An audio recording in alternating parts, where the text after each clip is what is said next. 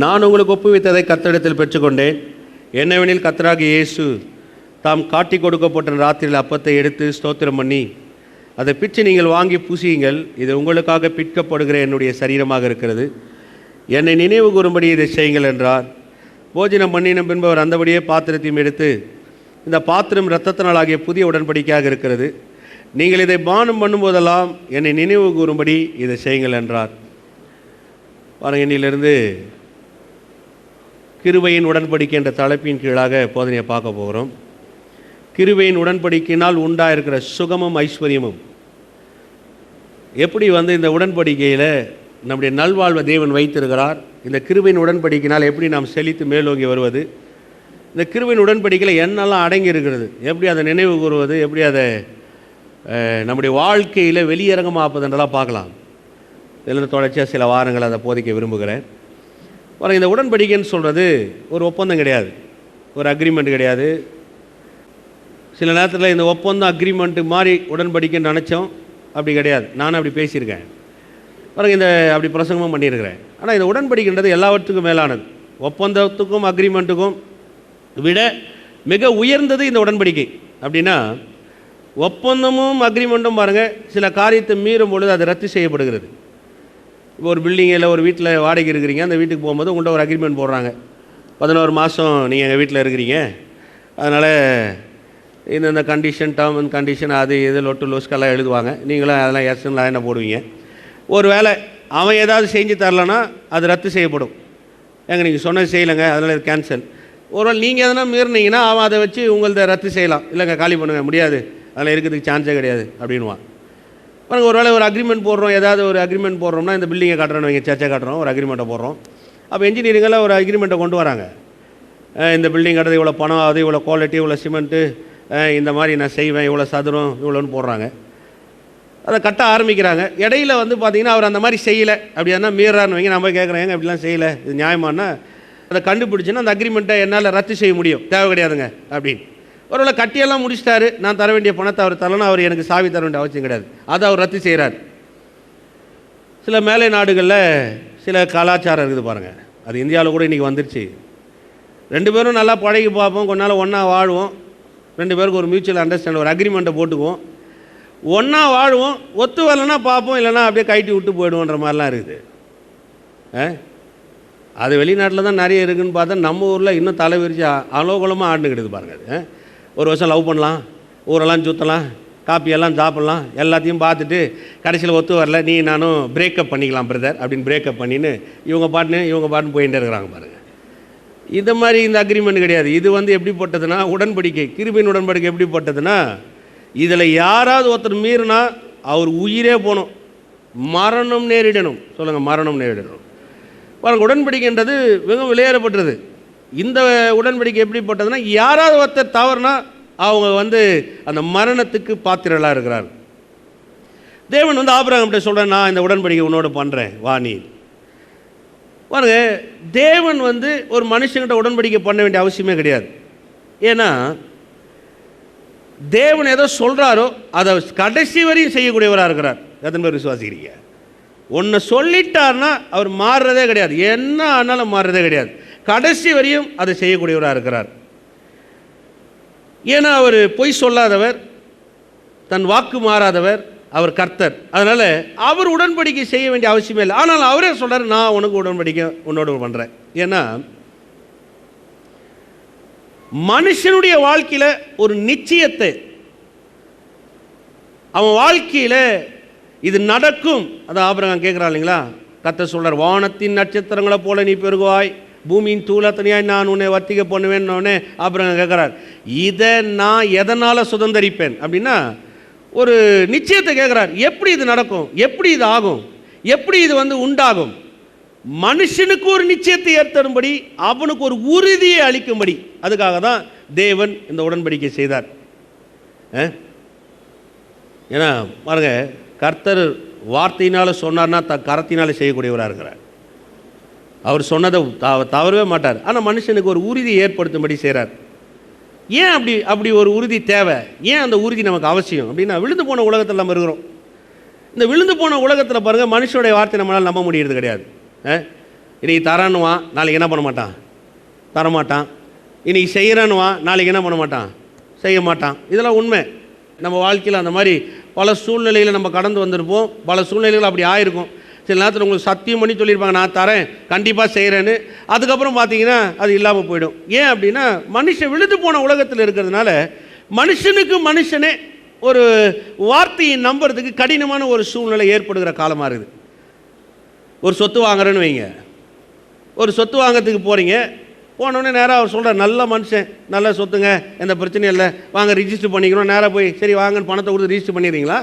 இல்லை பாருங்கள், முதல்ல அவர்கிட்ட டோக்கன் அட்வான்ஸை கொடுக்குறோம், அந்த டாக்குமெண்ட்டை வாங்குகிறோம், அதை கொண்டு போய் லாயர்கிட்ட கொடுக்குறோம். ஈசி காத்தா பாணி எல்லாம் ரெடியாக இருக்குதா இல்லையா, கரெக்டாக இருக்கா, இவர் தான் ஓனரா, இவங்க அப்பா யார், ஆத்தா யார், உறவினர்கள் என்ன, எல்லாத்தையும் பார்க்க வேண்டியிருது. பார்த்து அதுக்கு அப்புறம் ஒரு அக்ரிமெண்ட்டை போடுறோம். அந்த அக்ரிமெண்ட்டை போட்டு ஒரு 3 மாதம் போது ஒரு ரிஜிஸ்ட்ரேஷனை கொண்டு போய் வச்சு ரிஜிஸ்டர் பண்ணுறோம். நல்ல மனுஷன் தான். அப்போ ரிஜிஸ்டர் பண்ணும்போது பார்த்தீங்கன்னா டாக்குமெண்ட் கிளியர், ஒன்றும் பிரச்சனை கிடையாதுன்னா உடனே ரிஜிஸ்டர் பண்ணுறோம். உடனே ஏன் செய்யறதில்ல? ஏன்னா விழுந்து போன உலகத்தில் இருக்கிறதுனால பாருங்கள், நம்மளால் வார்த்தைகளை ஏற்றுக்கொள்றது அவ்வளோ கடினமாகுது. கல்யாணம் பண்ணுறது கூட எடுத்துங்களேன். பொண்ணு வீட்டில் சொல்கிறாங்க, நல்ல பொண்ணுங்க, அடக்க ஒடுக்கமாக வளர்ந்துருக்கிறா, சான்ஸே கிடையாது. உலகத்திலே ஜல்லடை போட்டு ஜலிச்சா கூட இப்படி ஒரு பொண்ணு நீங்கள் வாங்க முடியாதுன்னா உடனே சரிங்க கல்யாணம் பண்ணிக்கிறானா? இல்லை பையன் வீட்டில் சொல்கிறான்னு வைங்க, என் பையன் மாதிரி ஒரு ஆளை நீங்கள் பார்த்ததே கிடையாது. குனிஞ்ச தலையை நிமிரவே மாட்டான். அவளை கரெக்டாக ஆஃபீஸ் போவான், கரெக்டாக வருவான், சம்பள கருவை பிரிக்கவே மாட்டான், ஃபோனில் யாருக்கிட்டே ரொம்ப நேரம் பேச மாட்டான். அருமையான பையனா உடனே பொண்ணு வீட்டில் சூப்பர் மாப்பிள்ளைங்க அப்படின்னு கட்டிடுறாங்கன்னு நினைக்கிறீங்களா? அப்படியா? பரவாயில்லைங்க, ரொம்ப சந்தோஷம்னு இவனுக்கே தெரியாமல் அவங்க விசாரிச்சுட்டு இருப்பாங்க, அவங்களுக்கே தெரியாமல் இவங்க விசாரிச்சுட்டு இருப்பாங்க. ஏன்னா விழுந்து போன உலகத்தில் இருக்கிறோம். ஒரு தாய் தகப்பனே உறுதியான காரியத்தை ஏற்றுக்கிறது கிடையாது. பாருங்கள், இப்படி இருக்கிறதுனால தான் அப்படி ஒரு நம்பிக்கை ஏற்படுத்த வேண்டியதாக இருக்குது. கர்த்தர் அப்படிப்பட்டவர் கிடையாது. எதுவுமே விசுவாசிக்கிறீங்க. அவர் ஒரு நாளும் பாருங்க தான் வார்த்தையை மீறதும் கிடையாது. உலகம் எவ்வளோ மாறி போயிருக்கலாம், உலகம் எவ்வளோ விழுந்து போய் கிடக்கலாம், உலகம் எவ்வளோ வேணால் மோசமாக இருக்கலாம், ஆனால் கர்த்தர் சொன்னதை செய்யக்கூடியவா இருக்கிறார்.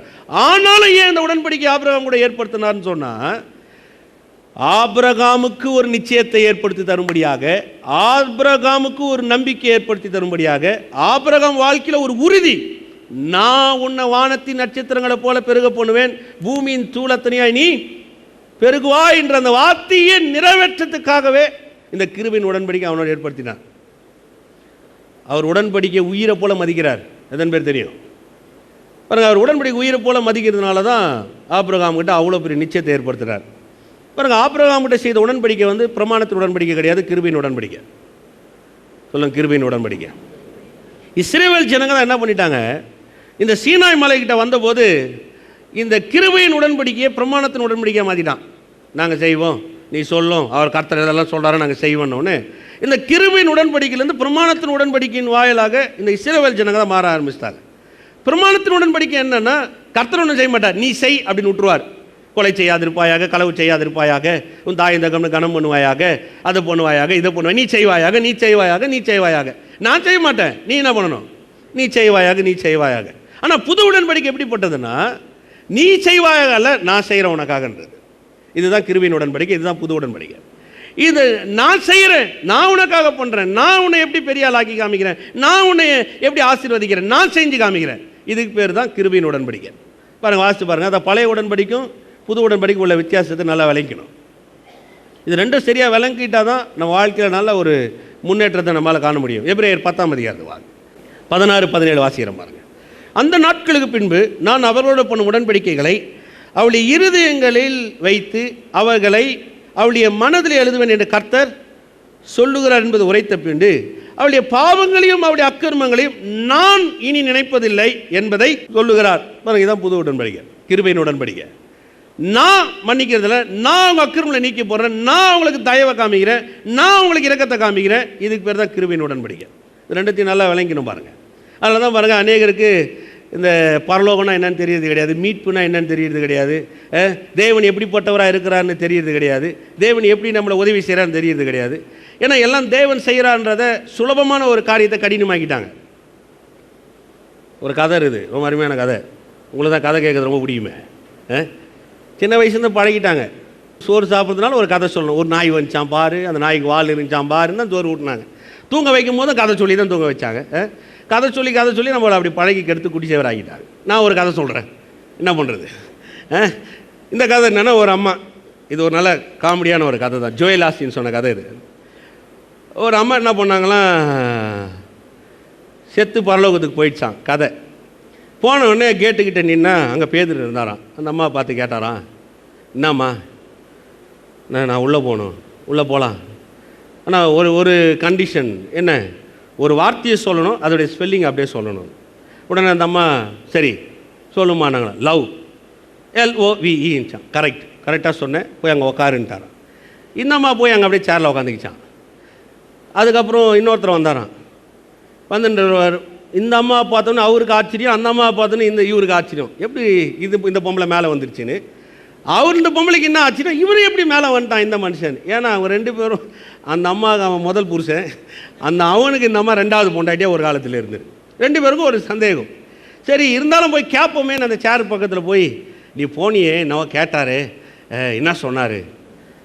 நம்ம கொஞ்சம் யோசித்தான். ஆமாம், இந்த மாதிரி அதுக்கு உள்ளே போனோன்னா ஒரு வாக்கியத்தை சொல்லணும், அந்த வாக்கியத்துடைய ஸ்பெல்லிங் அப்படியே சொன்னால் உள்ளே விட்டுறேன்னு சொன்னார். அப்படியா, நீ என்ன வார்த்தையை சொன்னேன், செக்கோஸ் லேவியோ அப்படின்ட்டு இருந்துச்சான். ஏன் சொல்லுங்க, நல்லா புரிஞ்சு போச்சு. ஏன் அப்படி சொல்லிச்சுன்னா, உன் தொல்லை அங்கேயே இருக்கக்கூடாதுன்னு தான். பாருங்க, இன்றைக்கி ஆவிக்குரிய ஆட்கள் எப்படிப்பட்டவங்கன்னா, கர்த்தர் அவங்க பாவத்தை மன்னிச்சதை ரொம்ப எளிமை, ஆனால் மற்றவங்களுக்கு சொல்லிக் கொடுக்குறத பார்த்தீங்கன்னா ரொம்ப கஷ்டம். ஆவிக்குரிய வாழ்க்கையை, உடன்படிக்கையை ரொம்ப கடினமாக்கி அதை ரொம்ப கஷ்டமாக்கி விட்டாங்க பாருங்க. அதான் பிரச்சனை. ஆமென். பாருங்க, ஆபிரகாமோட தேவன் செய்த உடன்படிக்கையில் சில அந்த காரியங்களை பார்ப்போம். இந்த உடன்படிக்கையில் என்னெல்லாம் அடங்கியிருக்கு, எப்படிப்பட்ட காரியமாக இருக்குது. இதான் பாயிண்ட் 1. இதில் அதில் சில ABCDன்னு ஒரு 4 பாயிண்ட் உங்களுக்கு சொல்கிறேன். முதலாவது என்ன அப்படின்னு பார்த்தீங்கன்னா, அதில் 5 காரியத்தை பார்ப்பீங்க. அந்த உடன்படிக்கையில் கர்த்தர் சொல்கிறார் ஆபிரகாம்கிட்ட, பலிகளை கொண்டு வா. 15ஆம் அதிகாரம் 9வது வசனம். ஆதியாகமம் 15:9.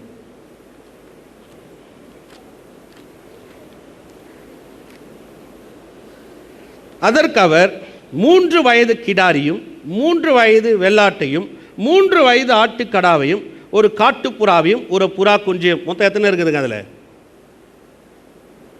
எண்ணி பார்க்குறது கூட எவ்வளோ நேரம் ஆகுது. எத்தனைங்க இருக்குது? 5. கரெக்டாக சொன்னாங்க. 5 இருக்குது இல்லையா?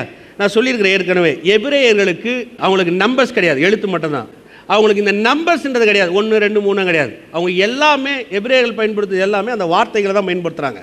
இந்த 5ன்ற வார்த்தைக்கு எப்படிப்பட்ட காரியம் வந்து நான் ஏற்கனவே சொல்லியிருக்கேன். ஞாபகம் இருக்கா? எத்தனை பேர் ஞாபகம் இருக்குது? ஞாபகம் வச்சுருக்க மாட்டேங்கன்னு எனக்கு தெரியும், இருந்தாலும் சொல்கிறேன். 1ன்னு சொன்னால் நம்பர் 1 அப்படின்னு சொன்னால் ஒற்றுமை, யூனிட்டி. 2ன்னு சொன்னால் ஒரு மனப்பாடு, அக்ரிமெண்ட். 3ன்னு சொன்னால் ரிசரக்ஷன், உயிர்த்தெழுதல். 4ன்னு சொன்னால் பூமி, எர்த். 5ன்னு சொன்னால் கிருபை. ஞாபகம் வச்சிங்க. நம்பர் 5ன்னு வரதெல்லாம் என்ன? கிருபை. பக்கத்தில் சொல்லுங்கள், நம்பர் 5ன்னா கிருபை. அதனால் எப்போ பார்த்தாலும் 5ஆம் நம்பரையே போய் வாங்கிட்டு இருக்காதீங்க. அதில் ஒரு காரணத்துக்காக அந்த காலத்தில் அவங்களுக்கு நம்பர்ஸில் எழுத்தே இருந்ததுனால கிருபையை சொல்கிறதுக்காக கர்த்தர் அப்படி சொல்லியிருக்கலாம். பாஸ்டர் பாருங்கள், நியூமராஜ் எல்லாம் பார்க்குறாரு, 5ஆம் நம்பர் வாங்கினா நல்லதான், வீடு கூட 5ஆம் நம்பராக இருக்கட்டுமேனு யோசிக்கக்கூடாது. ஒருத்தர் வந்து கேட்டார், எப்படி வந்து நீ 3 பிள்ளை ஒரு பொண்டாட்டி உன்னோட சேர்த்து 5 பேராச்சு வீட்டில் எப்படி சமைக்கிற? நல்ல விஷயந்தான், கர்த்தர் கிருபையாக என் குடும்பத்தை வழி நடத்துகிறார் பிரதர். பாருங்க, அப்போ 5ன்னா அவங்ககிட்ட ஏற்படுத்தும் பொழுது அந்த உடன்படிக்கை, கிருபையின் உடன்படிக்கை. சொல்லுங்கள், அது கிருபையின் உடன்படிக்கை. ஆமென். 2வது, இந்த உடன்படிக்கை செய்யும் பொழுது பாருங்கள், 2 பேரும் ஒருத்தருக்கு ஒருத்தர் எதிராக நிற்கணும். ஒரு பக்கம் தேவன், ஒரு பக்கம் உடன்படிக்கை செய்யக்கூடிய இன்னொரு நபர் இருக்கணும். இந்த 2 பேரும் இந்த உடன்படிக்கை செய்யறதுக்கு நிற்கும் பொழுது அவர்கிட்ட சொல்கிறார், கொண்டு வா.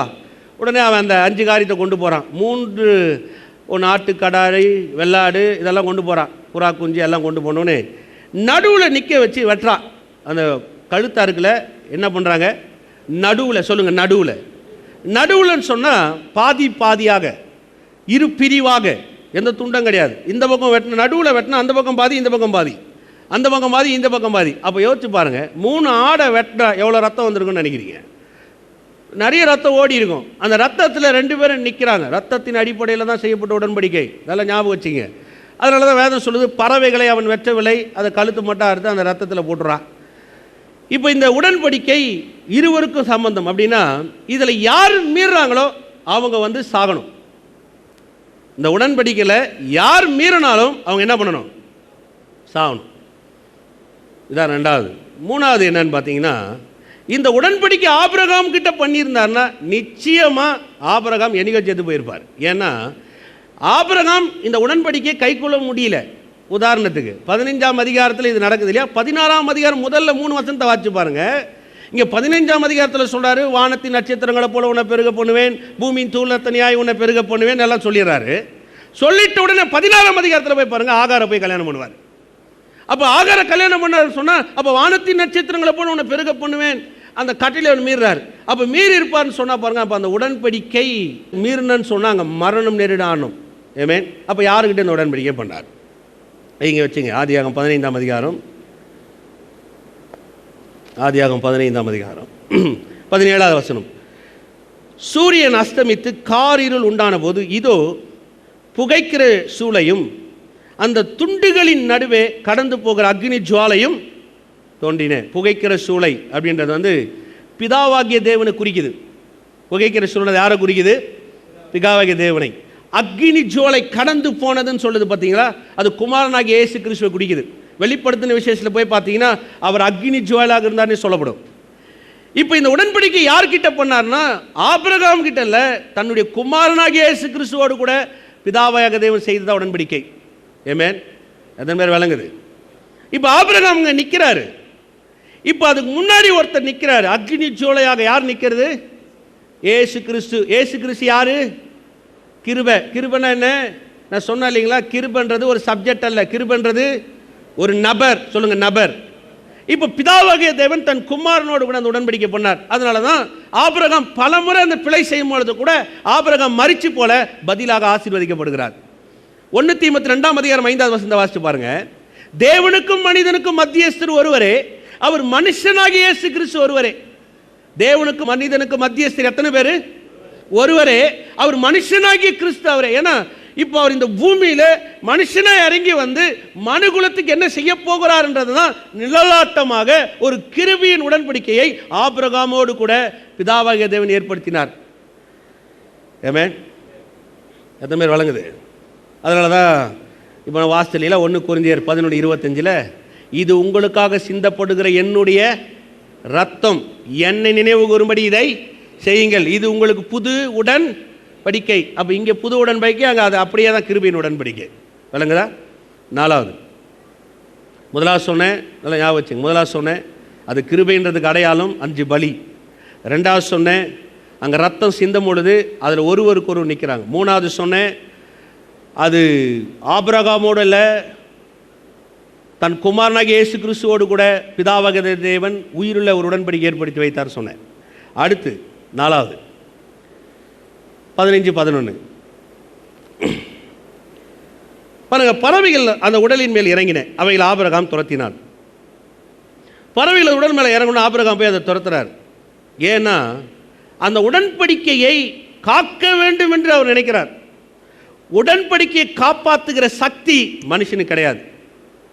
அதை பார்த்துக்கிறீங்க, உடன்படிக்கையை காப்பாற்றுற சக்தி மனுஷனுக்கு கிடையாது. இப்போ ஆபிரகாம் என்ன பண்ணுறாரு, போய் அந்த காக்கா ஓட்டுறார். அங்கே பறவைங்கள்லாம் இறங்குது, என்ன வேணா இறங்கிருக்கலாம், கழுகு இறங்கிக்கலாம், எது வேணாலும் இறங்கி. இது போய் அந்த உடன்படிக்கை காக்கணும்னு ஓட்டார். அதுக்கு அடுத்த அதிகாரத்தில் வாட்சி பாருங்க வசனம், அந்த 12வது வசனம். சூரியன் அஸ்தமிக்கும் பொழுது ஆபிரகாமுக்கு அயர்ந்த நித்திரை வந்தது, திகிலும் காரிருளும் அவனை மூடி பூடி கொண்டது. பாருங்க, சூரியன் அஸ்தமி, அயர்ந்த நித்திரையை கர்த்தர் கொடுக்கிறார். ஆபிரகாமே, இந்த உடன்படிக்கையை காக்க உன்னால முடியாது. இந்த உடன்படிக்கை காக்கக்கூடிய சக்தி மனுகுலத்துக்கே கிடையாது. விளங்கி கொள்ளுங்க. அதனால தான் பாருங்க, உடன்படிக்கை பெட்டியை பிரசங்கம் பண்ணேன். எதுவுமே ஞாபகம் இருக்குது. அந்த ஊசா அந்த உடன்படிக்கை பெட்டி அந்த மாட்டு வண்டி வச்சு கொண்டு வரும்போது அது ஆடி கீழே விழும்போது அவன் என்ன செய்கிறான், அதை தாங்குறான். உடனே வேதம் சொல்லுது, கர்த்தர் நடித்தார். அவன் ஏன் செத்து போனான்? என்ன பண்ணான்? ஒரு பொட்டி ஆடுது, அந்த பெட்டி கீழே உழப்போது, அந்த உடன்படிக்கை பெட்டி அவன் தாங்கினான். நல்லது செஞ்சானா கெட்டது செஞ்சானா? பார்வைக்கு நல்லது. ஆனால் உடன்படிக்கை பெட்டி கிறிஸ்துவுக்கு அடையாளம். ரட்சிப்பில் எந்த ஒரு மனிதனுடைய உதவியும் தேவனுக்கு அவசியம் கிடையாது. எது மாதிரி விசுவாசிக்கிறீங்க?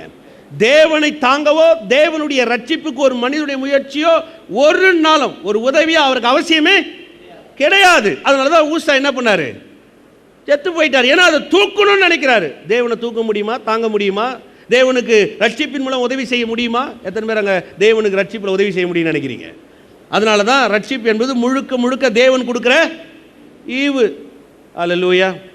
அதனால தான் மரியாள் சொன்னா, நான் ஆண்டவருக்கு அடிமை. நிறைய பேர் சொல்கிறாங்க மரியாள் உதவி செய்யாமல் இருந்திருந்தா. மரியாள் உதவி செய்யலாம், கர்த்தர் தன் ரட்சிப்பு இந்த பூமியில் நிறைவேற்ற வல்லவராக இருக்கிறார். ஆமென். அவள் நான் இப்போ எனக்கு உதவி செய்கிறேன்னு சொல்லி கேட்கல. அவள் சொன்ன உடனே அப்படியே தலை குஞ்சிட்டு விழுந்துட்டா. கர்த்தருடைய கண்கள் அவளுக்கு என்ன கிடச்சிதான்? கிருபை பெற்றவளே, நீ கிருபை பெற்றவளே, என்ன நான் உன்னை தெரிந்து கொண்டேன், நான் இந்த காரியத்தை மூலியமாக செய்ய விரும்புகிறேன், நான் பண்ண போகிறேன். அதனால தான் கிருபை பெற்றவளே நீ வாழ்க. அதனால தான் கிருபை பெற்றவளேன்னு சொல்லப்படுது. சும்மா இல்லை பாருங்க, அவ உதவியை தேடி போலங்க, கடவுளுடைய கிருபை அந்த காரியத்தை செய்யும்படி அவளை அழைக்குது. ஆமென். அதே மாதிரி விசுவாசிக்கிறீங்க. அதனால தான் பாருங்கள், சாரால் கூட உதவி செய்யணும்னு நினைக்கிற ஆண்டவருக்கு. என் கர்மம் அடைக்க போச்சு, ஒரு வேளை உனக்கு பிள்ளை பிறக்காமல் போயிட்டா இந்த சொத்தெல்லாம் அனாதாசிரமுக்கு போயிடும், பாப்பிறகாமே இன்னொருத்தனை கல்யாணம் பண்ணி வைக்கிறா. அது உதவி எப்படி இருந்துச்சு? கடைசியில் அவளை நாச்சியார் அவளை அற்பமாக எண்ணினால் வேதம் சொல்லுது. என்ன பண்ணிச்சான் பாருங்கள். எப்போவுமே சில நேரத்தில் ரட்சிப்புக்கு நம்ம ஏதாவது உதவி செய்ய போகிறோம், கடவுளை ஏதாவது உதவி செய்ய போனோம்னா அந்த உதவி நம்மளை தாங்கிறதுல அந்த உதவி நம்ம அற்பமாக எண்ணம் மாற்றிடுது பாருங்கள். அவள் செஞ்ச முட்டாள்தனமாக தான் கடைசி வரையும் அந்த அந்த வேதனையை நம்ம அனுபவிச்சுட்டு இருக்கிறோம். அனுபவிக்கிறோமா இல்லையா? என்னைக்கு வரையும்? அன்றைக்கி ஒரு நாள் அந்த சாரால் வாயை மூடின்னு போயிருந்தால் இன்றைக்கி வரையும் நமக்கு பிரச்சனை கிடையாதுங்க. அன்றைக்கி பண்ண பிரச்சனை இன்னைக்கு வரையும் படாத பாட பிரச்சனையாக இருக்குது, ரொம்ப போராட்டமாக இருக்குது நமக்கு. இன்னொன்று எடுத்துங்க. ஸோ உதாரணம் தான் கொஞ்சம் நல்லா புரியும். இஸ்ரவேல் ஜனங்க விடுதலை ஆகி வராங்க. முன்னாடி செங்கடல், பின்னாடி பார்வோன் சேனை. இப்போ இவங்களை ரட்சிக்கணும், இவங்களை பார்வோன் சேனைகிட்டேருந்து ரட்சிக்கணும், எதிரில் இருக்கிற செங்கடல்லேருந்து ரட்சிக்கணும், மோசே உள்பட. இப்போ உடனே சொல்கிறார் மோசே, நீங்கள் தரித்து நில்லுங்கள். சொல்லுங்கள், தரித்து நில்லுங்கள். தரித்து நில்லுங்கள்லாம் என்ன? சும்மா நில்லுங்கப்பா. ரட்சிப்புக்காக கடவுள் உங்களுக்கு செய்ய வேண்டிய காரியத்துக்காக நீ போய் எந்த உதவியும் செஞ்ச போயிடாத. நீ சும்மா இரு, கர்த்தர் உனக்கு சகலத்தை செய்ய வல்லவராக இருக்கிறார். நீ சும்மா இரு, கர்த்தர் இன்றைக்கு உங்களை ரட்சிப்பை எப்படி செய்கிறார் என்பதை நீங்கள் காண்பீர்கள். நீங்கள் சும்மா இருங்க. பக்கத்தில் பார்த்து சொல்லுங்க, கூலாக இருங்க. எதுக்கத்தாலும் டென்ஷனாக இருக்கணும் இல்லையா? என்ன நடக்க போகுது, என்ன நடக்க போகுது, என்ன நடக்க போகுது, என்ன நடக்க போகுது, என்ன நடக்க போகுது, ஒன்றா பக்கத்தில் பார்த்து சொல்லுங்கள், கூலாக இருக்கு. நல்லா கூலாக தான் சொல்லுங்களேங்க, அதையும் டென்ஷனாக சொல்லுங்கள், கூலாக இருக்கு. இன்னைக்கு 1ஆம் தேதி ஆயிடுச்சு, எப்படி கூலாக இருக்கிறது பாஸ்டர்? 1ஆம் தேதி ஆனாலும் 31ஆம் தேதி ஆனாலும் கூலாக இருக்கு. ஆமென். பக்கத்தில் சொல்லுங்க, கூலாக இருக்கு. நானும் கூலாக இருக்கிறேன். ஆமென். இருக்கிற பிரச்சனையே அதிகம் நமக்கு தான், ஆனால் நாம் கூலாக தான் இருக்கிறோம். பிறகு இது தேவனுக்கு எந்த வகையிலையுமே நம்முடைய அந்த உடன்படிக்கையின் காக்கவோ அந்த உடன்படிக்கையினால் ஒரு ஆசீர்வாதத்தையோ பெற்றுக்கொள்ள நம்முடைய உதவி அவசியமே கிடையாது. ஆமென். அடுத்து பாருங்க, தேவன் ஏற்படுத்திய அந்த உடன்படிக்கையில் வருங்காலத்தில் என்ன நடக்க போகுதுன்றதை அவங்ககிட்ட பேசுகிறார். பயந்த நித்திரையில் இருக்கிறான், என்ன நடக்க போகுது, என்ன ஆக போகுதுன்றதை பேசுகிறார். ஆதியாகமம் 15ஆம் அதிகாரம் 13ஆம் வசனத்தை வாசிக்கிறேன். அப்பொழுது அவர் ஆபிரகாமை நோக்கி, உன் சந்ததியார் தங்களுடைய அல்லாத அந்நிய தேசத்தில் பரதேசிகளாய் இருந்து அத்தேசத்தாரை சேவிப்பார்கள் என்றும் அவர்களால் 400 வருஷம் உபத்திரப்படுவார்கள் என்றும் நீ நிச்சயமாய் அறிய கடவாய். இவர்கள் சேவிக்கும் ஜாதிகளை நான் நியாயம் தீர்ப்பேன். பின்பு மிகுந்த பொருள்களுடனே புறப்பட்டு வருவார்கள். நீ சமாதானத்தோட உன் பிதாக்களிடத்தில் சேர்வாய். நல்ல முதிர் வயதிலே 2 காரியம் அந்த உடன்படிக்கையில் இருக்கு பாருங்க. இன்னும் ஆக போகுதுன்றார். இவங்க போவாங்க, எத்தனை வருஷம் அடிமையாக போவாங்க? 400 வருஷம். அதுக்கப்புறம் அவங்களை எப்படி வெளியில் கொண்டு வரேன்? மிகுந்த பொருட்களுடனே புறப்பட்டு வருவார்கள். நீ சமாதானத்துடன் உன் பிதாக்களிடத்தில் சேர்வாய். நல்ல முதிர் வயதில் அடக்கம் பண்ணுவாய். சொல்லுங்க, மிகுந்த பொருட்களுடன். 2வது சொல்றது தீர்காயுசுடன். ஆமென். சங்கீதம் 91 கடைசியில் சொல்லுது இல்லையா, நீடிய நாட்கள் நான் உன்னை திருப்தியாக்கி என் ரட்சிப்பை உனக்கு காண்பிப்பேன். நீடிய நாட்களால் நான் உன்னை திருப்தி ஆக்கி என்ற அந்த வார்த்தை தான் இங்கே சொல்லப்படுது. முதிர் வயது உள்ளவனாய் நீ சேர்க்கப்படுவாய். அப்புறம் கர்த்தர் 2த்தையும் செய்கிறார் அந்த புது உடன்படிக்கையில். என்னென்ன இருக்குது? மிகுந்த பொருளுடன் வருவாய், தீர்காயுசா வாழ்வாய். பக்கத்தில் பார்த்து சொல்லுங்கள், நீங்கள் மிகுந்த பொருளுடனும் தீர்காயுசுடனும் வாழ்வீர்கள். பாருங்கள், இந்த தீர்காயுசுன்றது ரொம்ப முக்கியம். ஆரோக்கியம் இருந்து செல்வம் இல்லைனாலும் அந்த வாழ்க்கை வீண். செல்வம் இருந்து ஆரோக்கியம் இல்லைனாலும் அந்த வாழ்க்கையும் வீண். எந்த மாதிரி விசுவாசிக்கிறீங்க? சிலர்லாம் பாருங்கள், நல்லா இருப்பாங்க, நல்லா ஆரோக்கியமாக இருப்பாங்க, நல்லா சாப்பிடுவாங்க, நல்லா தூங்குவாங்க, நல்லா ஏஞ்சிக்குவாங்க, நல்லா இருப்பாங்க. ஆனால் தரித்திரம் தலை விரிச்சு ஆடின்னு இருக்கும். காசு பணமே அவங்கக்கிட்ட இருக்காது. அந்த வாழ்க்கையும் வீண். ஒரு சிலர் பாருங்கள், நல்லா காசு பணம் வச்சுருப்பான், நல்லா இருக்கும், காசு பணம் ஏராளம் தாராளம் எல்லாம் வச்சுருப்பான். ஆனால் குடும்பத்தில் பார்த்தீங்கன்னா ஆரோக்கியமான சூழ்நிலையாக அவனுக்கு இருக்காது. அதுவும் வீண். இதெல்லாம் உண்மை. இந்த உலகத்தில் நீங்கள் நிறைய பார்க்கலாம் பாருங்கள். சமீபத்திலோட ஒருத்தர்கிட்ட பேசிக்கும் அவர் சொல்லியிருந்தார். அவர் பெரிய பணக்காரர், பல கோடிகளுக்கு, சும்மா ஏதோ 150 நினைக்காது, ஆயிரக்கணக்கான கோடிகளுக்கு அதிபதி.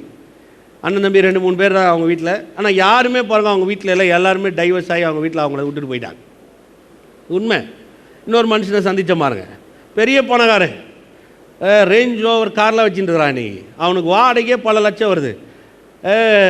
கடைசியில் பார்த்தீங்கன்னா ஏதோ ஒரு மன விரக்தியில் அவங்க மனைவி பிள்ளைகளெல்லாம் கொண்டுட்டு அந்த அம்மா தற்கொலை பண்ணி செத்து போச்சு. இன்றைக்கி அவன் வந்து எல்லாம் வச்சுட்டு இருக்கிறான். ஆனால் என்ன இல்லை, இன்னொரு கல்யாணம் பண்ணலாங்க. ஆனாலும் பாருங்கள் என்ன இருக்காது, ஆரோக்கியமே இருக்காது. ஏன்னா அவன் வாழ்க்கையில் அவன் எல்லாத்தையும் என்ன பண்ணிட்டான், இழந்து போயிட்டான். காசு இருக்குது, பணம் இருக்குது, எல்லாம் இருக்குது, ஆனால் ஆரோக்கியம் கிடையாது. பாருங்கள், ஆரோக்கியமும் ஐஸ்வர்யமும் தான் இந்த உடன்படிக்கையில் கர்த்தர் ஏற்படுத்தி வைக்கிறார். நீங்கள் இந்த வேதத்தை போதித்த சில ஆட்களை நீங்கள் பார்த்தீங்கன்னா அவங்களாம் நல்லா தீர்காயுசா வாழ்ந்துருக்கிறாங்க. E.W. கென்யன் எதுவுமே தெரியும். அப்புறம் நல்லா அவர் 93 வயசு வரையும் வாழ்ந்து சாகிறதுக்கு முன்னாடி எப்போ சாக போகிறாருன்னு கூட அவருக்கு தெரியும். குளிச்சுட்டு காலிலேருந்து நல்லா ஷூட்டெல்லாம் போட்டு டையெல்லாம் கட்டிக்கிட்டு போகும்போது எங்கள் சேரில் ஆடினும் போது அவங்க பொண்ணு வந்து கேட்டுருக்காங்க, என்னப்பா காலையில் எழுந்து குளித்து ட்ரெஸ் எல்லாம் போட்டு சேரில் இருக்கிறீங்கன்னா. உடனே சொன்னார், எங்கள் அப்பா வீட்டுக்கு போகிறேன். அந்த அம்மா நினச்சான் எங்கள் அப்பாவுக்கு ஏதோ வயசாகி போச்சு, அதனால் புத்தி கொஞ்சம் ஏதோ மாறி போச்சுன்னு நினச்சிட்டான். கரெக்டாக கொஞ்ச நேரம் சேரில் ஆடினே இருந்த உயிர் அப்படியே போச்சான். கெனத் ஹேகன் 86 வயசில் மறிச்சிருக்கிறார். சுமித் வில்கிஸ்வத் 87 வயதில் மறிச்சிருக்கிறார். ஓரல் ராபர்ட்ஸ் 90 வயசில் மறிச்சிருக்கிறார். பில்லி கிரஹாம் இன்றைக்கி 90+ இன்னும் வாழ்ந்து கொண்டிருக்கிறார். எத்தனை பேர் தெரியும்? நம்ம பாஸ் அப்பா இருந்தார், PS செல்லதுரை, சாம் செல்லதுரை அப்பா வந்து 88 வயசு வரையும் வாழ்ந்தவர். எத்தனை வயசு வரையும்? 88 வயசு வரையும் வாழ்ந்தவர். எத்தனையோ பிரச்சனை, எத்தனையோ சோதனை பார்த்தாங்களா, இவர் அவ்வளோதான் அப்படின்னு ஹாஸ்பிட்டலுக்கு தூக்கின்னு போயிருக்கிறாங்களாம்.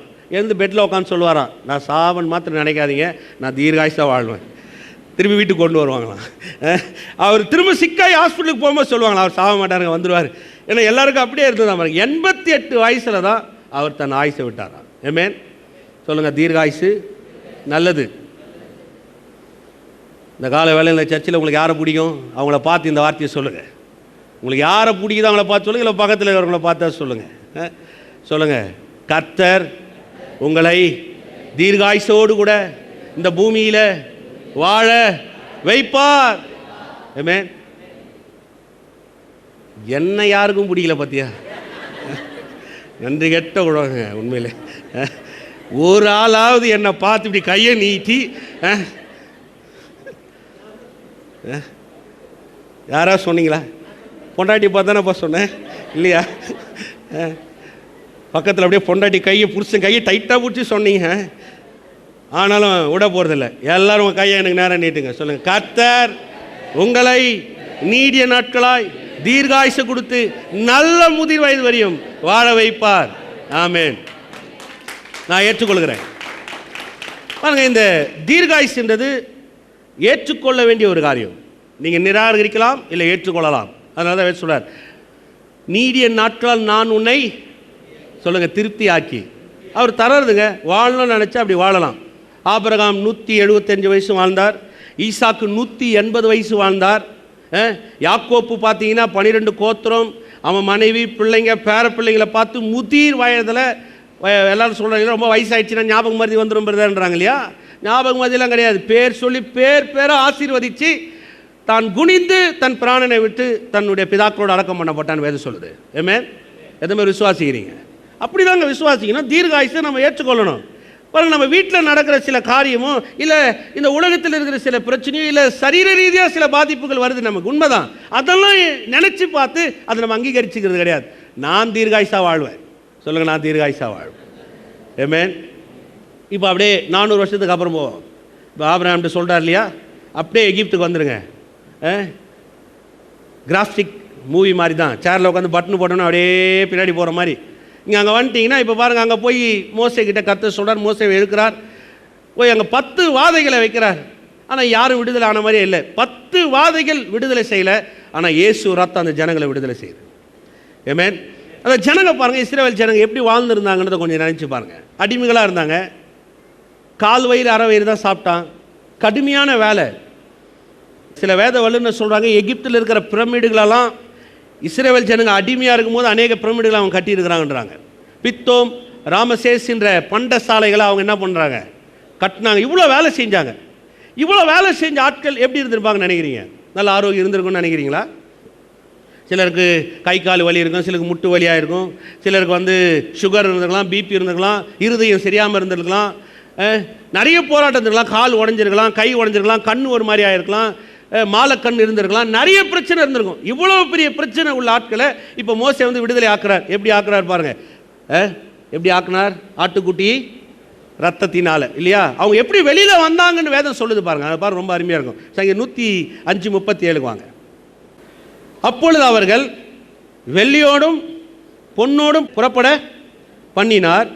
அவர்கள் கோத்திரங்களில் பலவீனப்பட்டவன் ஒருவனும். 2 அவர் செஞ்ச உடன்படிக்கையில் 2 இருக்குது பாருங்க. அவர்கள் வெள்ளியோடும் பொன்னோடும் புறப்பட பண்ணினார். முதல் அதை வர வாரங்களில் பேசுவேன். 2வது தான் இப்போ நான் ஃபோக்கஸ் பண்ணுறேன். 2வது, அவர்கள் கோத்திரங்களில் பலவீனப்பட்டவன் ஒருவனும் இருந்ததில்லை. சொல்லுங்க, பலவீனப்பட்டவன் ஒருவனும் இருந்ததில்லை. அப்போ அவ்வளோ அடிமையில் இருந்தால் அவன் கடினமான வேலை செஞ்சுருக்கிறான். 1 நாள் 2 நாள் இல்லைங்க, எத்தனை வருஷம்? கிட்டத்தட்ட 400 வருஷம் அவங்க அப்படி இருந்திருக்கிறான். இவ்வளோ வேலை செஞ்சுருக்கிறான். வேதம் சொல்லுது அவர்கள் ஒருவரும் பலவீனப்பட்டவள் இருந்ததில்லை. பாருங்க, தேவனால் விடுதலையாக்கி வெளியில் கொண்டு வரும் பொழுது அங்கே இருந்த அவன் சரீரத்தில் இருந்த எல்லா பிரச்சனைகளையும் மாற்றி போட்டார். அவன் சரீரத்தில் இருந்த எல்லா பலவீனங்களையும் மாற்றி போட்டார். அவன் மாலக்கண்ணை மாற்றி போட்டார், அவன் காலை சரியாக்கினார், அவன் கையை சரியாக்கினார், அவன் இதயத்தை சரியாக்கினார். அவங்க வெளியில் புறப்பட்டு வரும் பொழுது பலவீனமாக வரல, பலவான வெளியில் வந்தாங்க. எந்த மாதிரி விசுவாசிக்கிறீங்க? நான் விசுவாசிக்கிறேன். இந்த சபையில் ஒருத்தர் பலவீனமாக இருக்கக்கூடாது, இந்த சபையில் ஒருத்தரும் தரித்திரத்தில் இருக்கக்கூடாது. ஆமென். உங்களை ஒவ்வொருத்தரையும் வெள்ளியோடும் பொன்னோடையும் கர்த்தர் நிரப்பி வைக்கணும். உங்கள் சரீரத்தில் பரிபூர்ணமான சுகத்தை கர்த்தர் வைச்சிருக்கணும். பாருங்க, எந்த மாதிரி விசுவாசிக்கிறீங்க? அதாங்க கர்த்தருடைய ரட்சிப்பு, அதான் கிருபையின் உடன்படிக்கை. அவர் ஆபிரகாம்கிட்ட என்ன சொன்னாரோ அதை அப்படியே இங்கே செஞ்சிருக்கிறார் பாருங்க. ஆமென். எப்படி அந்த பஸ்காவை அனுசரித்தாங்க? எப்படி பஸ்கா அனுசரித்தாங்க? அந்த ஆட்டுக்குட்டியை எப்படி அனுசரித்தாங்கன்னு பார்த்தீங்கன்னா, ஃபுல்லாக வாசிக்க நேரம் இல்லை. அதை எடுத்து சுட்டு சாப்பிடணும், அவிச்சு சாப்பிடக்கூடாது. என்ன சாப்பிடணும்? சுட்டு சாப்பிடணும்.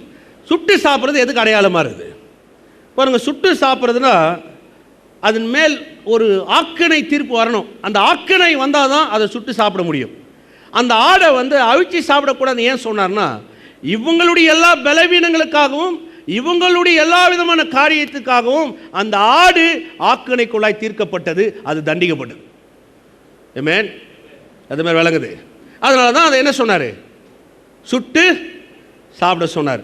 அதனால தான் வேதம் சொல்லுது இல்லைங்களா, ரோமர் 8:1 கிறிஸ்து இயேசுக்குள் ஒருவன் இருந்தால் அவனுக்கு ஆக்கினை தீர்ப்பு கிடையாது.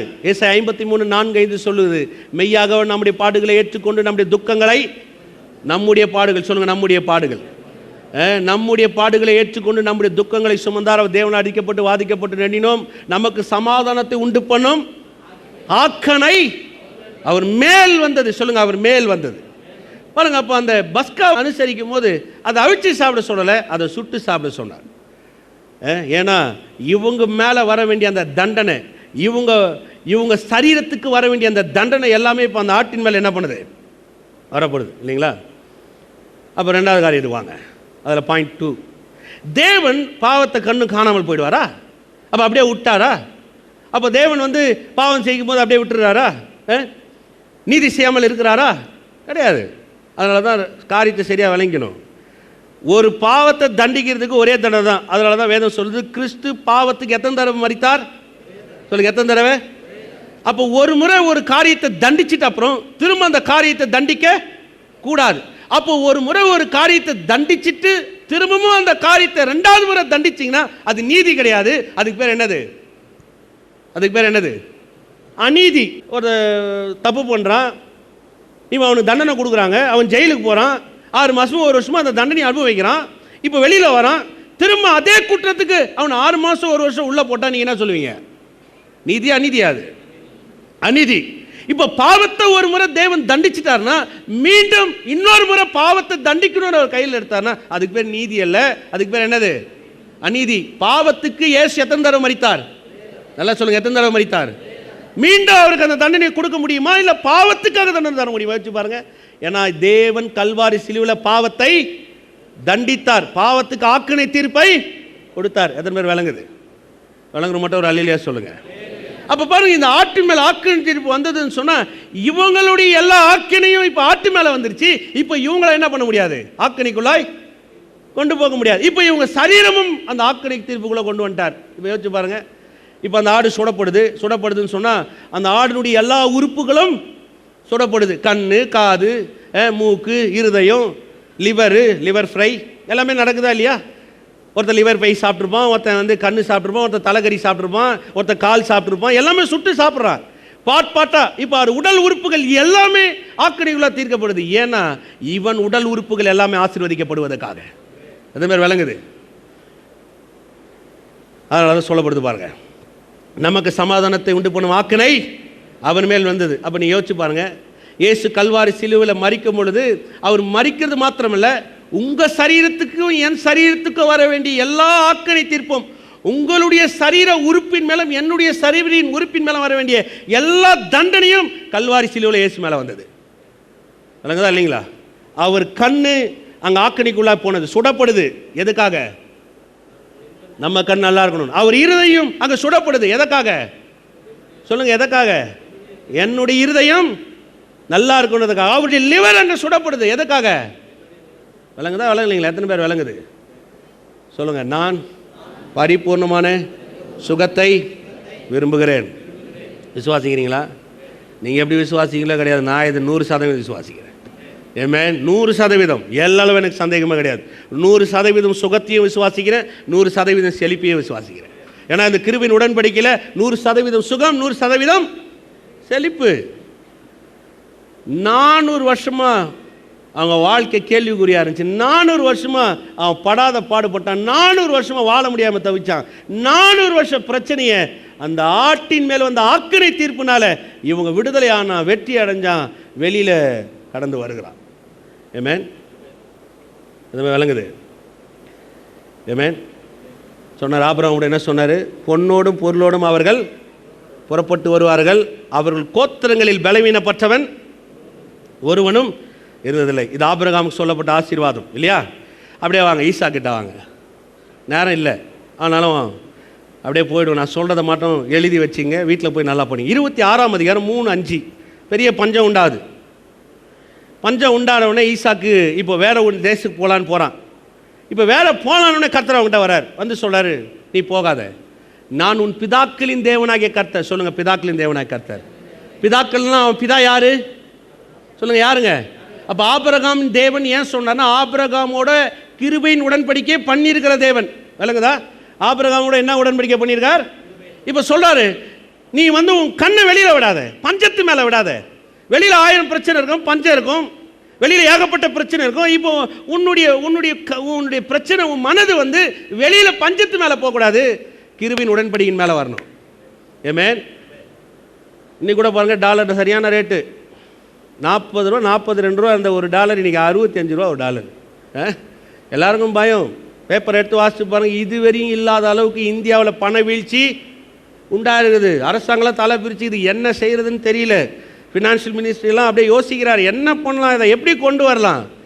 யாருக்கு வேணா எப்படி வேணா இருக்கட்டும், உங்களுக்கு எனக்கு எந்த பிரச்சனையும் இருக்கக்கூடாது. ஏன்னா நீங்கள நான் இந்த பஞ்சத்தினால் பாதிக்கப்படுற ஆள் கிடையாது, கிருபையின் உடன்படிக்கையின் கீழாக வாழக்கூடிய ஆட்கள்.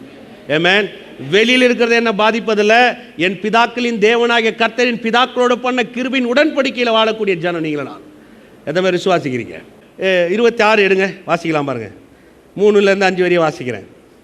இந்த தேசத்தில் வாசம் பண்ணு, நான் சொல்கிறத மட்டும் அப்படியே பாருங்கள். நான் உன் கூட இருந்து உன்னை ஆசீர்வதிப்பேன், நான் உனக்கும் உன் சந்ததிக்கும் இந்த தேசங்கள் யாவையும் தந்து உன் தகப்பனை ஆபிரகாமுக்கு நான் இட்ட ஆணையை நிறைவேற்றேன். ஆபிரகாமின் சொல்லு கீழ்ப்படிந்து என் விதிகளையும் என் கற்பனைகளையும் என் ஞாபகங்களையும் என் பிரமாணங்களையும் கை கொண்டபடினால் நான் உன் சந்ததியை வானத்தின் நட்சத்திரங்களை போல பெருக பண்ணி உன் சந்ததிக்கு இந்த தேசங்கள் யாவையும் தருவேன். நான் சொல்லுங்க, நான் பாருங்க, நான் ஐ வில். ஆங்கிலத்தில் அழகாக வரும், ஐ வில், நான் செய்கிறேன். ஐ வில், நான் செய்கிறேன். பாருங்க, ஐ வில்னா அவர் செய்கிறது, நான் உனக்கு செய்கிறேன், நான் பண்ணி காமிக்கிறேன், நான் உயர்த்தி காமிக்கிறேன், நான் இந்த பஞ்சத்தை மாற்றி காமிக்கிறேன், நான் இந்த பிரச்சனையை மாற்றுறேன், நான் உன் தரித்திரத்தை நீக்கிறேன், நான் உன் சரீரத்தை நோயத்திக்கிறேன், நான் ஐ வில். அதனால தான் கர்த்தர் சொல்கிறேன், நான் செய்து காமிக்கிறேன்றார். ஏமேன். எதுவுமே விளங்குது.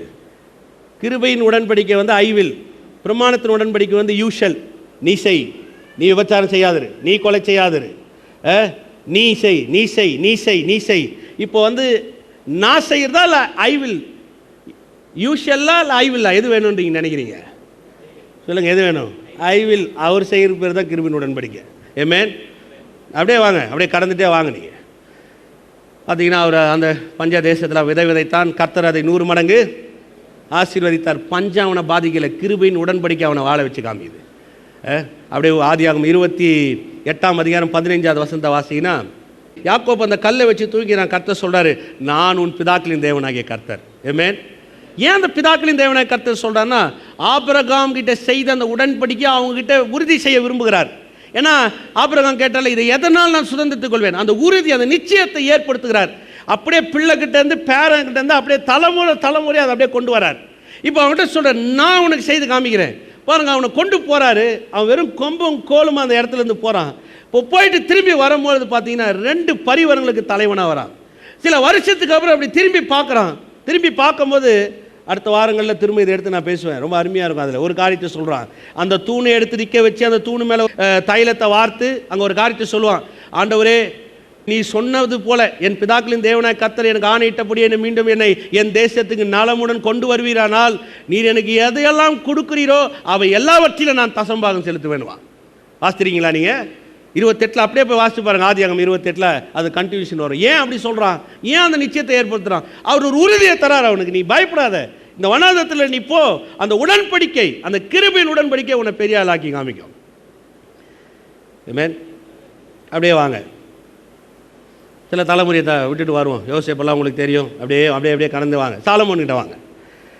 இப்போ சாலமோன் எந்த உடன்படிக்கையின் கீழே இருக்கிறார்? சொல்லுங்கள், எந்த உடன்படிக்கை கீழே இருக்கிறார்? பிரமாணத்து உடன்படிக்கை இல்லையா, இல்லை கிருபையின் உடன்படிக்கை இல்லையா? நல்லா தான் சொல்லுங்களேன். அந்த கிருபையின் உடன்படிக்கையின் கீழே தான் இருக்கிறார். ஏன்னா தாவீது சொல்கிறாளிங்களா, அதனால தான் மத்தேயு எழுதின ஆபிரகாமின் குமாரனாகிய தாவீதின் குமாரனான இயேசு கிறிஸ்துவின் வம்ச வரலாறு. அப்போ திரும்ப எங்கே வரார் பாருங்க, இங்கேயே வரார். இப்போ சாலமோனை பாருங்கள், சாலமோன் செய்த காரியத்தை நீங்கள் நினச்சி பாருங்கள். சாலமோன் தேவாலயத்தை கட்டினார். எப்படி கட்டினார் தேவாலயத்தை? எவ்வளோ செலவாச்சு தெரியுமா? தேவாலயத்தை கட்டுறதுக்கு 200 பில்லியன். சும்மா இல்லைங்க, 200 பில்லியன். 1 பில்லியன்னாவே 100 கோடி ரூபா. 200 பில்லியன்னா இது டேக்ஸ் பைபிள். அந்த காலத்தில் எழுதும் போது டேக்ஸ் பைபிளில் எழுதியிருக்காரு. இன்றைக்கி ஏராளம் தாளாரம், இன்றைக்கி இன்னும் எவ்வளோ ஆயிரக்கணக்கான கோடி ஆயிருக்கும். ஒரு வேளை சாப்பாட்டுக்கு அப்போது அந்த டேக்ஸ் பைபிள் எழுதினார் இல்லைங்களா, அவர் எழுதுறார், ஒரு வேளை சாப்பாட்டுக்கு சாலமோன் செலவு பண்ண காசு எவ்வளோனா $17,000. $17,000 எவ்வளோ? சிலர்லாம் புரியல அது எவ்வளோ பிரதர் இருக்க போகுது. சரி, இன்னைக்கு கணக்கில் வருவோம். டேக்ஸோட கொஞ்சம் அட்வான்ஸாக இருப்போம். $20,000 வச்சுங்க, $60 ஒரு டாலர்னு வச்சுங்க. 20,000 $60 பெருக்குங்க, எவ்வளோ ஆச்சு? 20,000 $60 பெருக்குன்னா எவ்வளோ ஆச்சு? எதுக்கு இவ்வளோ பெரிய பிரச்சனை பாஸ்டர், நீங்களே சொல்லிடுங்க. ஓகே, அதையும் நானே சொல்கிறேன். கணக்கு போட்டு பாருங்கள், எவ்வளோ வருது?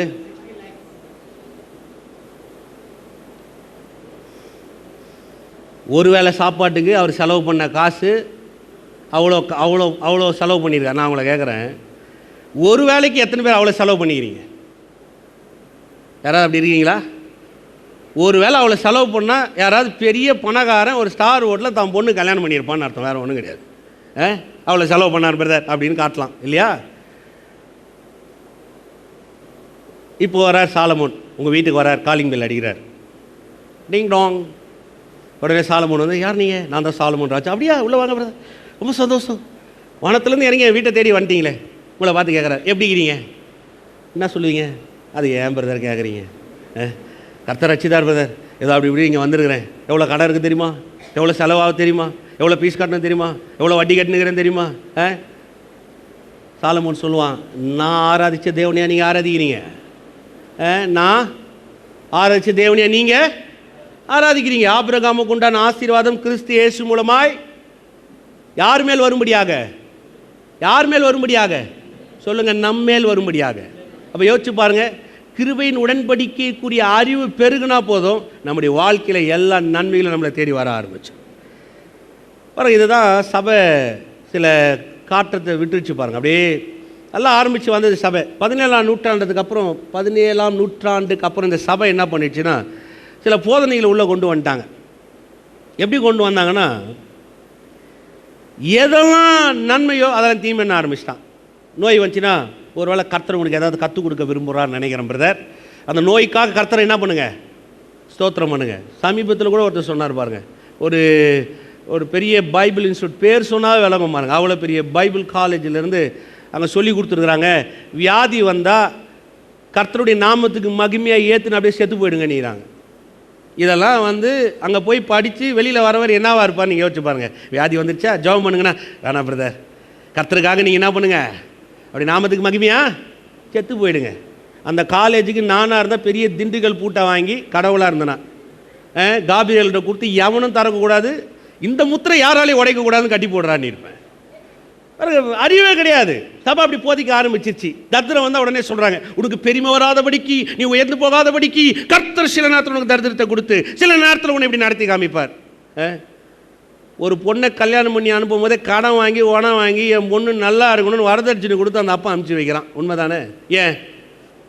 ஏங்க என் பொண்ணு நல்லா இருக்கணும்னு சொல்லி அவன் கடைப்பட்டாலும் பரவாயில்ல, அவன் வட்டி கட்டினாலும் பரவாயில்ல, அவன் பாடு அனுப்பிச்சாலும் பரவாயில்ல, தான் பொண்ணு நல்லா இருக்கணும்னு செஞ்சு அனுப்புகிறான். கர்த்தர் அதோட மோசமானவரா? உங்களுக்கு தரித்திரத்தை கொடுத்து பெருமை வராதபடிக்கு கஞ்சிக்கு கையை ஏந்தி குனிய முடியாமல் வாழ்ந்து இப்படியெல்லாம் வாழணும்னு கர்த்தர் நினைக்கிறீங்களா? கிடையவே கிடையாது. சபை அப்படி ஆயிடுச்சு பாருங்க. நன்மையை தீமன் போதிக்க ஆரம்பிச்சிட்டாங்க, தீமையை நன்மன் போதிக்க ஆரம்பிச்சிட்டாங்க. இதுதான் எரேமியா தீர்க்கதரிசன புத்தகத்தில் போய் வாசித்து பாருங்க. நன்மையை தீமை என்று சொல்லுவவனுக்கும் தீமையை நன்மை என்று சொல்லுவவனுக்கும் ஐயோ அப்படி சொல்ல ஆரம்பிச்சிட்டாங்க. எல்லாம் மாற்றி மாற்றி போதிக்க ஆரம்பிச்சிட்டாங்க. கர்த்தரோட கிருபையின் உடன்படிக்கையில் சொல்லியிருக்கார், 2 காரியத்தை சொல்லியிருக்காங்க. வெள்ளியோடும் பொன்னோடும் புறப்பட்டு வருவார்கள், மிகுந்த பொருட்களோடு புறப்பட்டு வருவார்கள், தீர்காயுசா அவர்கள் வாழ்வார்கள். ஆமென். உபாகம் 8ஆம் அதிகாரத்துக்கு வாங்க. 8ஆம் அதிகாரம் 10-13 வரைய வாசிக்கிறேன். ஆகையால் நீ புசித்து திருப்தி அடைந்திருக்கையில் உன் தேவனாகிய கர்த்தர் உனக்கு கொடுத்த அந்த நல்ல தேசத்துக்காக அவரை ஸ்தோத்திரிக்க கடவாய். உன் தேவனாகிய கர்த்தரை மறவாதபடிக்கும் நான் இன்று உனக்கு விதிக்கிற அவருடைய கற்பனைகளையும் நியாயங்களையும் கட்டளைகளையும் கை கொள்ளாமல் போகாதபடிக்கும் எச்சரிக்கையாரு. நீ புசித்து திருப்தியாகி நல்ல வீடுகளை கட்டி அவைகளில் குடியிருக்கும் போது உன் ஆடு மாடுகள் திரட்சியாகி உனக்கு வெள்ளியும் பொன்னும் பெருகி உனக்கு உண்டானவை எல்லாம் வர்த்திக்கும் போதும், சொல்லுங்க, நான் வீடுகளை கட்டி நல்லா இருக்கும் போதும். போதும் அப்படின்னு சொன்னா இது நல்லா நடக்கும், கிடைச்சா கிடைக்கும், ஒருவேளை உனக்கு ஆகும், அப்படி பேசல. நீ நல்ல வீடுகளை கட்டி, அப்படியே சொல்றாரு பாருங்க, எப்படி பேசுற பாருங்க. நீ புசித்து திருப்தியாகி நல்ல வீடுகளை கட்டி அவளில் குடியிருக்கும் போதும் உனக்கு நடக்கும். ஏன்னா கிருபையின் உடன்படிக்கை எப்படிப்பட்டதுன்னா உங்களுக்கு நல்ல வீடுகளை கட்டுறதுக்கு உங்களுக்கு வாய்ச்சல்களை திறக்கக்கூடியதாக இருக்குது. உங்களை ஆஸ்தி ஐஸ்வர்யம் பெருக்கத்துக்கு இந்த உடன்படிக்கை உங்களுக்கு உதவி செய்யக்கூடியதாக இருக்குது. ஆமென். போதும் அப்படின்னு சொன்னால் நீங்கள் என்ன நினைக்கிறீங்க? நடந்தால் நடக்கும், ஆனால் ஆகும், ஒருவேளை அப்படி இருக்கும்னு நினைக்காதீங்க. இது நிச்சயமாக உங்களுக்கு நடக்கும். சொல்லுங்கள், நிச்சயமாக நடக்கும். ஆமென். அதனால தான் அந்த 10வது, நீ ஆகையால் நீ புசித்து திருப்தி அடைந்திருக்கையில் உன் தேவனாகிய கர்த்தர் உனக்கு கொடுத்த அந்த நல்ல தேசத்துக்காக அவரை, சொல்லுங்கள், தேவனாகிய கர்த்தர் எனக்கு கொடுத்த நல்ல வீடுகளுக்காக, எனக்கு கொடுத்த நல்ல ஐஸ்வர்யத்துக்காக. ஏன் அப்படி சொல்கிறாருன்னா அவர் செய்கிறார், அது கிருபையின் உடன்படிக்கை நிச்சயமாக செய்யுது. அதனால் வாங்க அப்படியே வாங்க 17க்கு வாங்க சொல்கிறேன். இப்படி செய்கிறார் இல்லையா? 17 சொல்கிறார், என் சாமர்த்தியமும் என் கையின் பலனும் இந்த ஐஸ்வர்யத்தை எனக்கு சம்பாதித்தது என்று உன் இருதயத்தில் சொல்லிக்கொள்ளாமல் இருக்க. என்ன சொல்றாரு? உடன்படிக்கையின் கீழே வரக்கூடிய இந்த ஆசீர்வாதத்தையும் சுகத்தையும் நீ பெற்றுக்கொண்ட. இந்த உடன்படிக்கையின் கீழே வருகிற இந்த ஆசீர்வாதம் தான் உன் வாழ்க்கையில் உன்னை உயர்த்தி இருக்கிறது. இந்த உடன்படிக்கையின் கீழே தான் நீ பெருகி இருக்கிறன்றதை மறக்காத. என் சாமர்த்தியம் என் கையின் பிரயாசம் ஒரு நாளும் இருதயத்தில் என்ன பண்ணாத. ஆமென். இன்னைக்கு நிறைய பேர் நீங்கள் சம்பாதிச்சிருக்கலாம், இன்னைக்கு நிறைய பேர் இன்னைக்கு பெரிய வேலையில் இருக்கலாம், பெரிய பொறுப்பில் இருக்கலாம், நிறைய ஸ்மார்ட்டாக இருக்கலாம், பெரிய நாடுகளுக்கு போயிருக்கலாம், நிறைய காசு சம்பாதிச்சிருக்கலாம். என் சாமர்த்தியம் கையின் பிரயாசம் மாத்திரம் சொல்லிடாதீங்க. ஏன்னா இது உங்கள் சாமர்த்தியம் அந்த கையின் பிரயாசத்துக்கு முன்னாடி ஒன்று இருக்கு. என்ன? உங்கள் பிதாக்களின் தேவனாகிய கர்த்தர் அவர் ஆணையிட்டபடினா தான் அந்த சாமர்த்தியம் கை பிரயாசம் வந்தது. ஆமென். நான் சொன்ன எத்தனை பேர் விளங்குது? அப்போ உடன்படிக்கையின் கீழே வரக்கூடிய அந்த அறிவு மேலே வரத்துக்காக தான் இப்படி சொல்றார், என் சாமர்த்தியமும் என் கையின் பிரயாசமும் இது செய்துன்னு சொல்லிக்கொள்ள நீ எச்சரிக்கையார் என்றார். இன்னைக்கு நம்ம என்ன நினைக்கிறோம்? கொஞ்சம் பெருகும் போது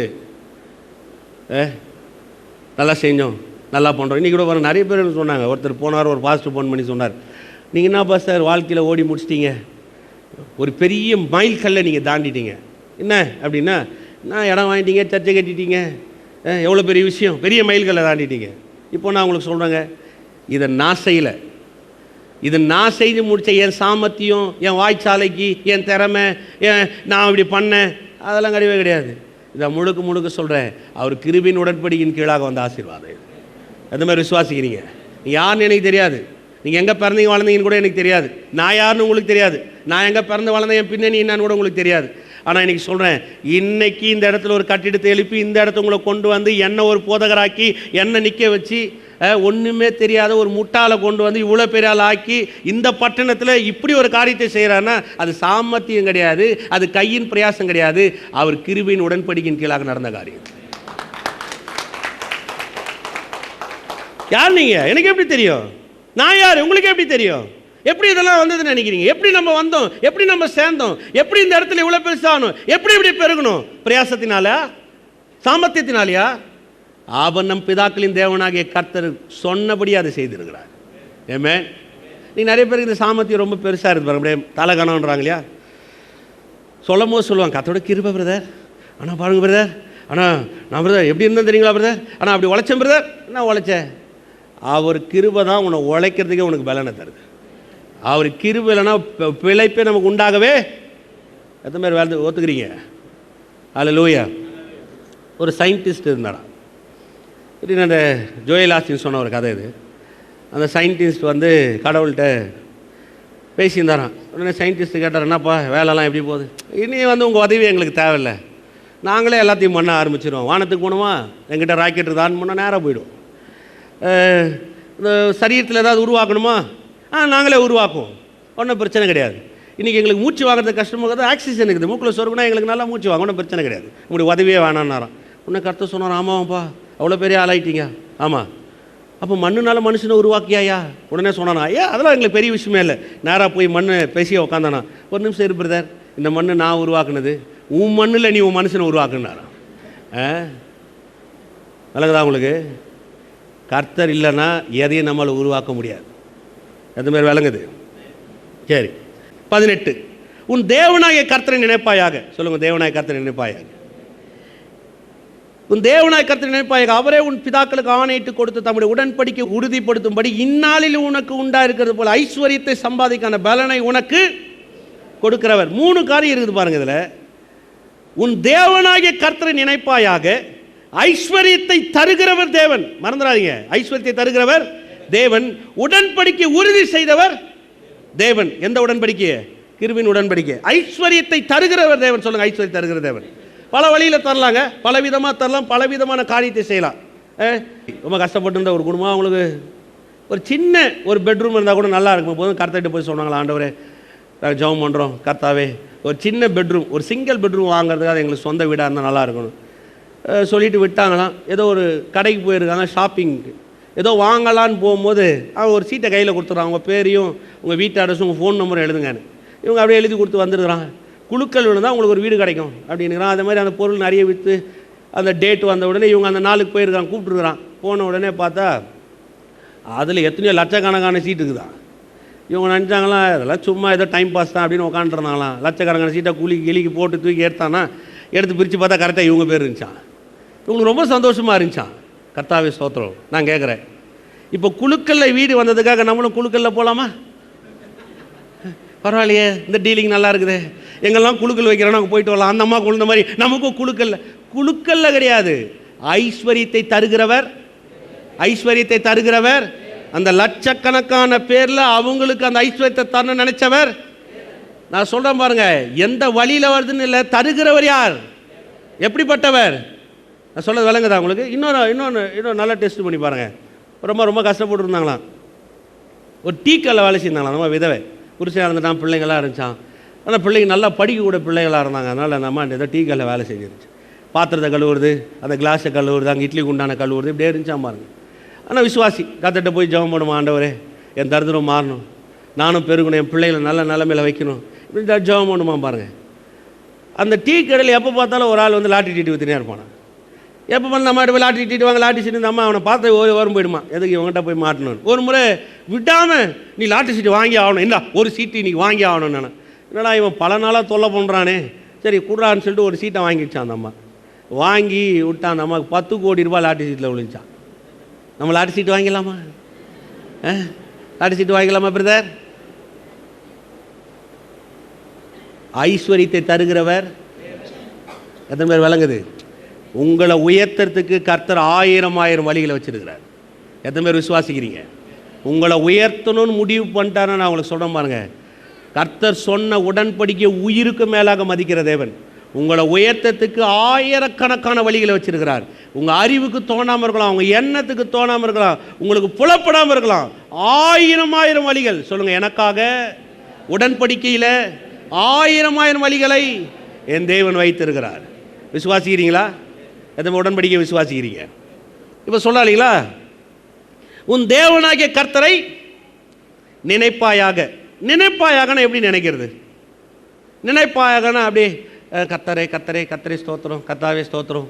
சில இடத்துல சொல்லுவோம் இல்லைங்களா, எப்போ பார்த்தாலும் சிலருக்கு இந்த பேர் ஏசப்பா ஏசப்பா ஏசப்பா ஏசப்பா. பாத்ரூம் போகும்போது சொல்லிட்டு இருப்பான். ராத்திரி 1 மணி ராத்திரி எழுந்து போகும்போது ஏத்தப்பா ஏத்தப்பா ஏத்தப்பா ஏத்தப்பா. ஏன்னா அவனுக்கு பயம், பேகி வந்து பக்கத்தில் நின்ற போது. அப்படி நினைக்க சொன்னாரா? நினைப்பாயாகனா எப்படி நினைக்க சொன்னார்? எப்படி நினைப்பாயாக? உன் பிதாக்களின் தேவனாகிய கர்த்தர், அந்த 18 வாசிக்கிறேன், திரும்ப உங்களுக்கு வரும் பாருங்க. உன் தேவனாகிய கர்த்தர் நினைப்பாயாக, அவரே உன் பிதாக்களுக்கு ஆணையிட்டு கொடுத்த. சொல்லுங்க, அவரே என் பிதாக்களுக்கு ஆணையிட்டு கொடுத்த. அப்போ உன் தேவனாகிய கர்த்தரை நினைப்பாயாகனா எப்படி நினைக்கிறது? எப்படிப்பட்ட நினைவு எனக்கு வரணும்? எப்படிப்பட்ட எண்ணம் எனக்கு வரணும்? எப்படிப்பட்ட நினைவாற்றல் எனக்கு உண்டாகணும்? ரொம்ப முக்கியம்.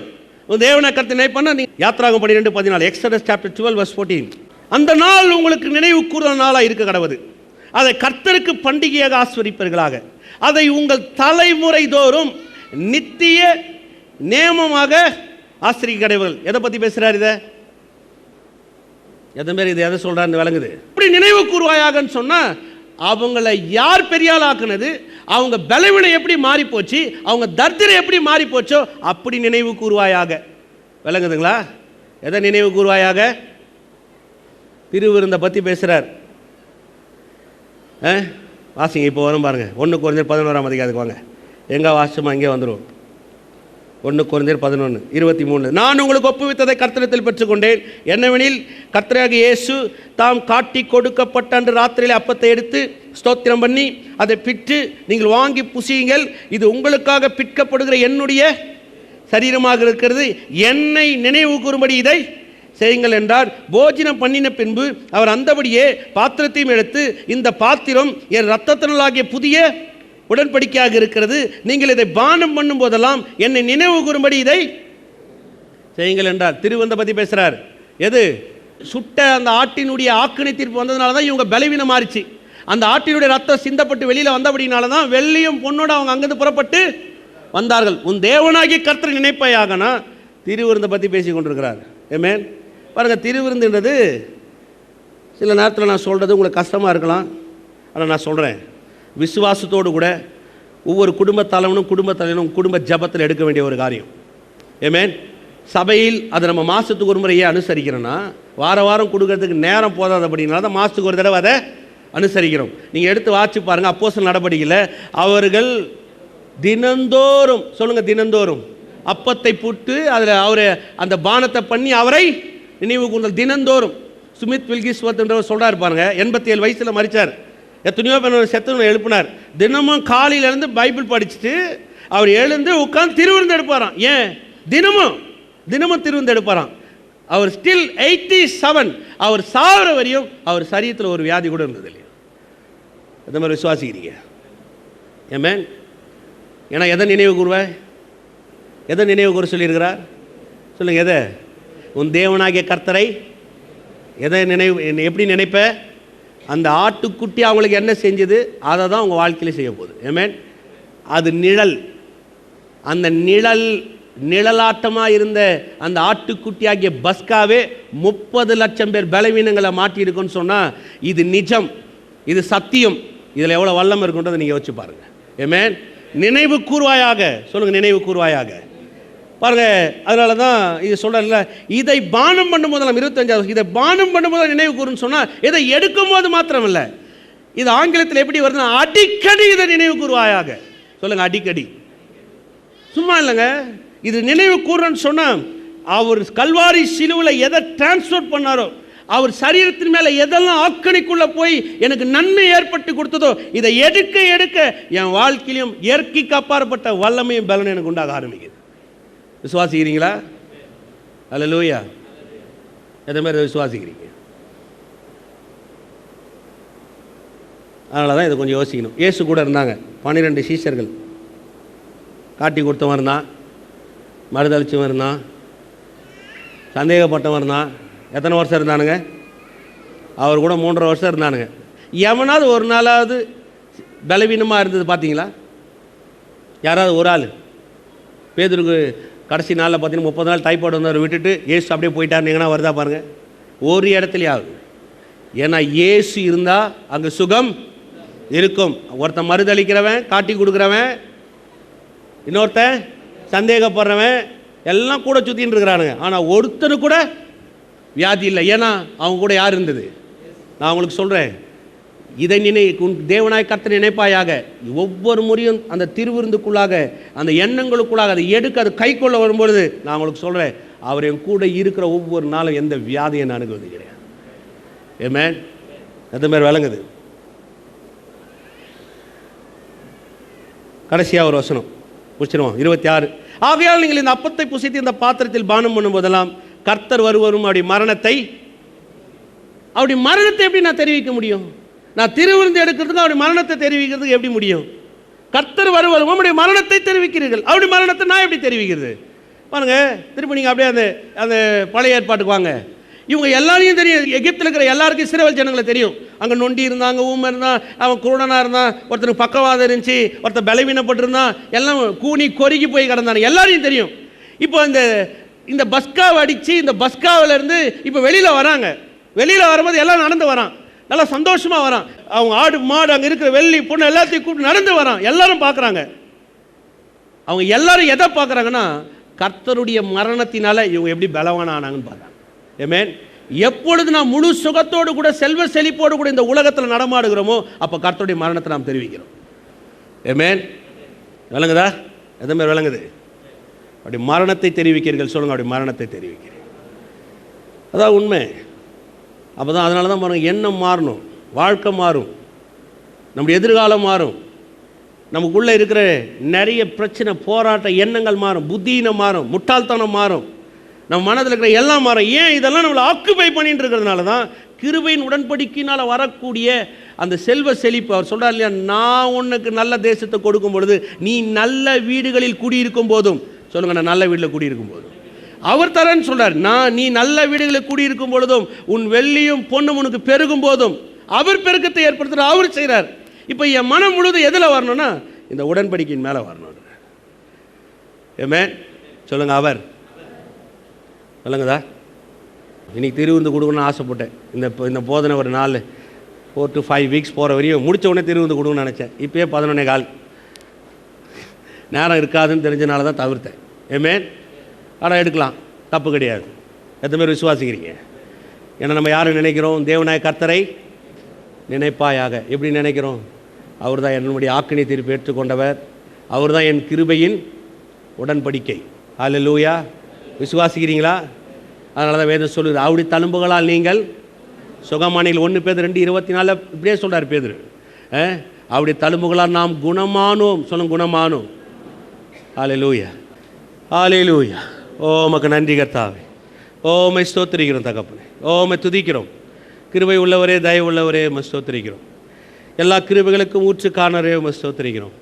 மாறாதவரே, உம்மை ஸ்தோத்திரிக்கிறோம் கர்த்தாவே. நீ நல்லவர் ஆண்டவரே. இந்த காலை வேலைக்காக நன்றி செலுத்துகிறோம். இங்கே வந்திருக்கிற ஒவ்வொருத்தருக்காக உம்மை ஸ்தோத்திரிக்கிறேன்.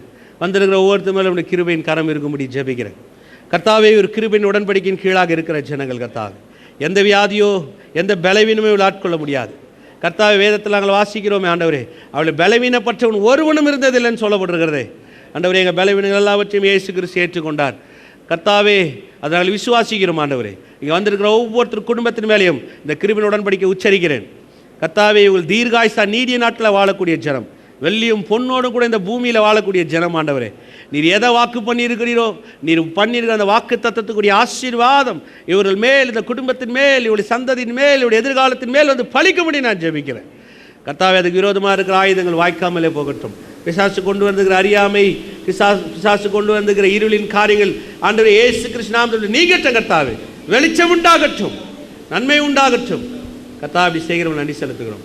பெரிய காரியத்தை செய்யும் இயேசு கிறிஸ்து வல்லமுள்ள நாமத்தினாலே நன்றி சொல்லி ஜெபிக்கிறோம் எங்கள் ஜீவனுள்ள நல்ல பிதாவே, ஆமென்.